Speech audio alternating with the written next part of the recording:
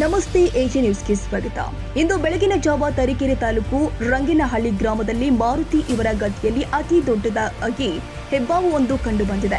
ಜನ ಅದನ್ನು ನೋಡಿ ಜನಗಳ ಸಹಾಯದಿಂದ ಮಾರುತಿ ಮತ್ತು ರೆಹಮಾನ್ ಮತ್ತು ಕರ್ನಾಟಕ ರಕ್ಷಣಾ ವೇದಿಕೆಯ ಕಾರ್ಯಕರ್ತರು ಆದ ಇಮ್ರಾನ್ ಖಾನ್ ಅವರ ಸ್ನೇಹಿತರಿಂದ ಹೆಬ್ಬಾವನ್ನ ಹಿಡಿದು ತಕ್ಷಣ ಲಕ್ಕವಳ್ಳಿ ಅರಣ್ಯ ಇಲಾಖೆ ಅಧಿಕಾರಿಗಳಿಗೆ ಈ ವಿಷಯ ತಿಳಿಸಿದ್ದಾರೆ. ಲಕ್ಕವಳ್ಳಿ ಅರಣ್ಯ ಇಲಾಖೆ ಸಿಬ್ಬಂದಿ ಸ್ಥಳಕ್ಕೆ ಬಂದಿದ್ದು ಈ ಹಾವನ್ನ ಅರಣ್ಯ ಇಲಾಖೆ ಸಿಬ್ಬಂದಿಗಳಿಗೆ ಒಪ್ಪಿಸಲಾಗಿದೆ. ತಾಜಾ ಸುದ್ದಿಗಾಗಿ ಎಜೆ ನ್ಯೂಸ್ 24x7 ಗೆ ಸಬ್ಸ್ಕ್ರೈಬ್ ಮಾಡಿ ಮತ್ತು ಬೆಲ್ ಐಕಾನ್ ಒತ್ತಿ ತಪ್ಪದೇ ಲಿಂಕ್ ಶೇರ್ ಮಾಡಿ.